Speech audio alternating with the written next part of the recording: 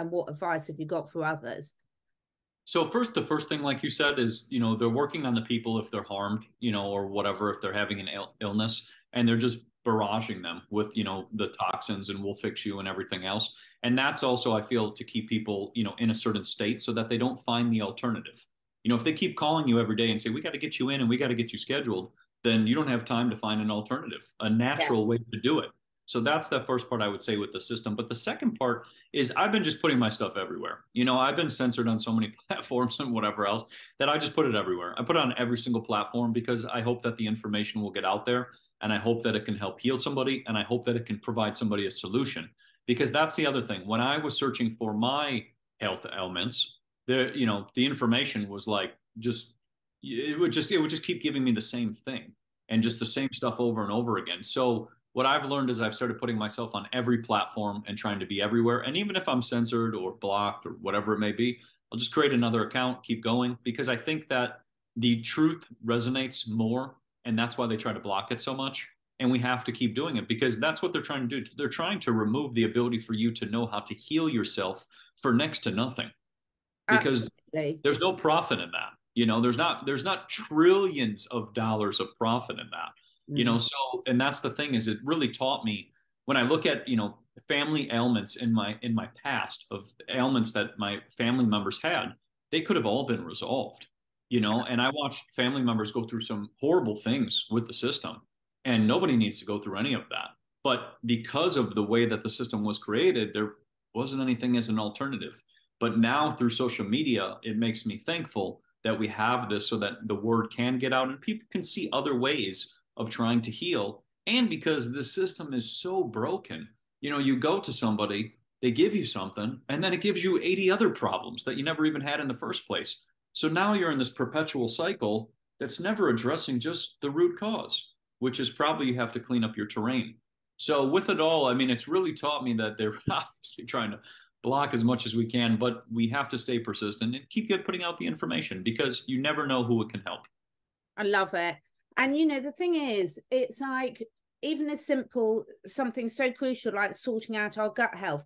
When you're physically feeling imbalanced and strong, emotionally you're not as controllable, you're not going to submit to the fear in the same way. So we've got an epidemic, particularly in younger people, of depression, anxiety, lack of hope, etc. I mean, it's absolutely heart-wrenching to see, but there's such a link, isn't there, between the physical and emotional health. And this is why I think, if they can keep you weak physically, then it's very easily to control you emotionally. Yes, because then you're never going to revolt. You have no reason to because you've now been, you've been poisoned and weakened over time. But if people are strong, you're not going to do anything to them. And then they're also not going to deal with you. Just like if people grow their own food, what are you going to tell them? You have to take this food. They'd be like, why? I have my own. I have all my own water. I have all my own food and I have my own energy. What are you going to tell me now? You can try to tax me? You can't because I'm not buying anything from you. So it really disrupts the system, and that's what we have to do. Because if we look at, like you said, with your grandma, everybody used to grow everything.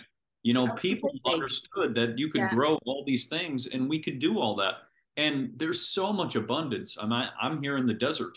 There's food all over the place. I mean, it's all over.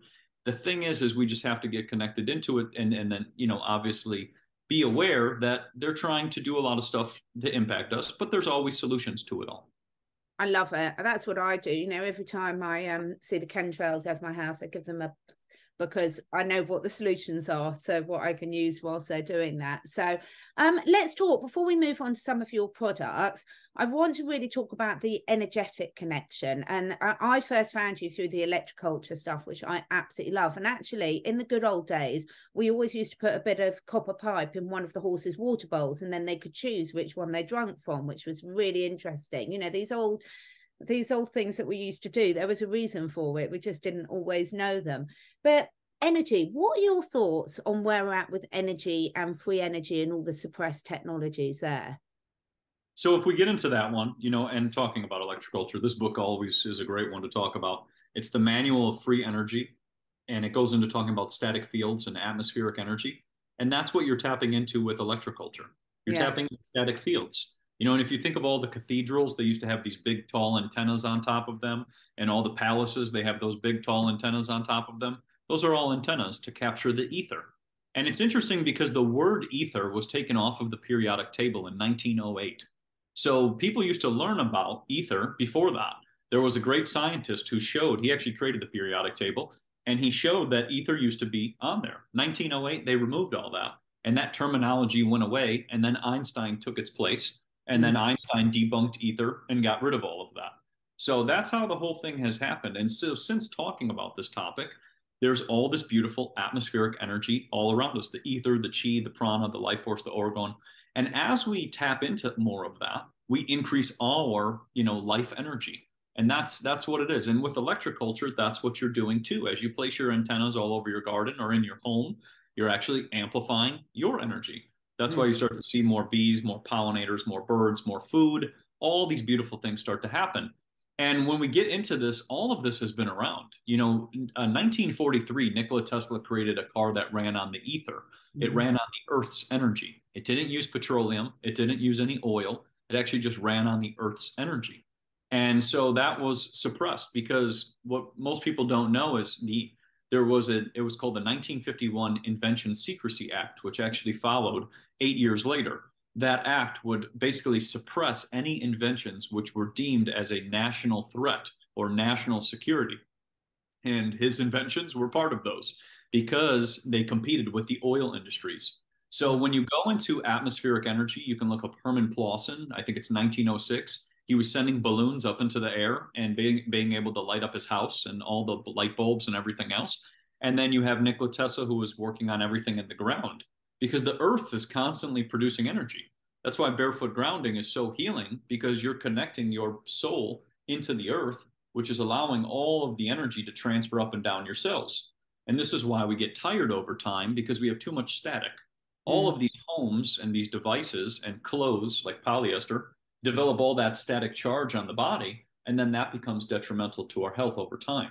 So when you get into energy, it's just remarkable to think of how much all these buildings used to be made out of brass, out of gold, out of copper, all these conductive materials. And you're sitting there thinking, well, why would you use all those unless you understood the energetic principle? Now we build out of plastics and woods and all kinds of whatever else. So it's cool when you get into this topic, but you have to go before 1920s, because 1910 you have the educational system getting taken over, and all the books before 1920s will talk about ether. They'll talk about terrestrial magnetism. They'll talk about the flow of energy from the planets and things like that. They'll talk about frequencies, fractals, but it's just a lot of that was removed, and then they started talking about something new and teaching us this whole new system. And it's interesting because everything used to be connected to magnetism and magnets and all of these things. And then they kind of got rid of all that too. And it's fascinating because when you talk to like an electrician and you ask, how does electricity work? They don't know. Yeah. So how do we use this system that you don't know what it's doing? Who created it? Well, we don't know. Okay, well then how are we using it? I don't know. There's all these questions that don't make any sense.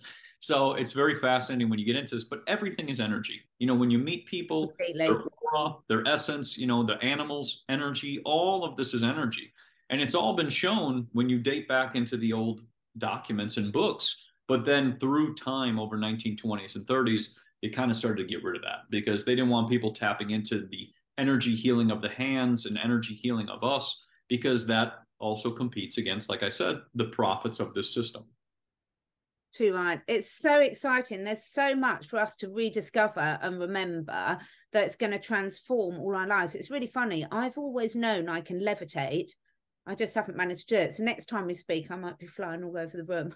So I like that. I know we can do it. I mean, it's one of my early, as a child, I always thought I could levitate. I just need to practice a bit more, I think. But again, it's very, very interesting when you look at, even when you look at burrowing animals and dogs digging holes to get right down there and calm themselves down and things. There's so much clues everywhere we look. But people have got to get out and experiment and try things for themselves, haven't they? It's like the electroculture. That's why I loved it when you really brought that to the forefront again, because so many people are going out and experimenting. And then once you've got that wonder back in you again, you're going to try more things and get your confidence up. Well, and like you just said too, we were also connected with dowsing Oh, rods. I You know, love, everybody I've used to got a fight dowsing rod. water. Yeah, Yeah, the oscillations and the spins of the water because of the yeah. vortex and veins underneath. They would pick up on that, but then they called that witchery and woo-woo. But what's funny is actually big oil, they actually hire dowsers to come find unlimited water for them. So it's not woo-woo for big oil, but it's woo-woo for us, you know? So it's just Completely. funny, but yes, all energy, and it's all there. We're just connecting into it, and same with the electric culture. You're just tapping into the energy that's always present, and you're creating these beautiful coils, which is then having a reflection onto the sun, which is then beaming down on the plants and then increasing the electrical conductivity. Because a lot of times when you look at these plants, you see one side is kind of fallen apart and the other side is completely full of life. This side has just lost its electrical conductivity, and this one it's still moving, and you're just reestablishing that and bringing that back. And it's most fascinating because you see a lot of these cathedrals, they would have an antenna up on top, they would run a copper wire down, and it would be connected right into their sacred geometry garden right next door. So it's like you sit there and go, oh, they must have known for a long period of time about this topic because it dates back to the Royal Agriculture Society of 1835. So if they're doing it, why aren't we? You know, that's kind of how I see it. Yeah, completely. It's like the doctrine of signatures, where you look in nature and about how, a walnut looks like a brain and the walnuts are really good for the brain. It's absolutely fascinating. So, what are you most excited about at the moment? So, sort of this time next year, what do you hope we'll be sitting here talking about? Oh man. Well, I guess if you ask that question, I mean, I'm reading a lot of books on Carl von Reichenbach and like magnetism and different things. And Yeah. I plan on working on a bunch of different creations and some more superfoods as well to help heal people. But I guess, I guess the one cool part about all of this is it leads to so many different rabbit holes of topics Hmm. and just kind of, letting your mind kind of, open up into different things. And the cool part is I think that's only going to accelerate humanity to also do the same because I have had so many people who are trying different ideas and different experiments and different things with even gardening and food or different superfoods. I've had people who've started to regenerate their eyesight, just remarkable things. So I only think the future of things are only going to continue to grow in that way. And I think by next year, I mean, it's just going to be continuing to just be a different world. They're going to keep trying to keep blocking and the nonsense that they do. But in reality, the truth will also prevail, and people will get fed up with all the nonsense. And there also will be probably revolutions and things like that. But I see it all in a positive light because our current systems are very broken, and we can't keep doing the same thing and expect a different result. And that's where I kind of started speaking in 2020 and 2021 because I just couldn't do it anymore. I just kept seeing the same stuff, and we can't evolve the society if we keep just doing the exact same thing.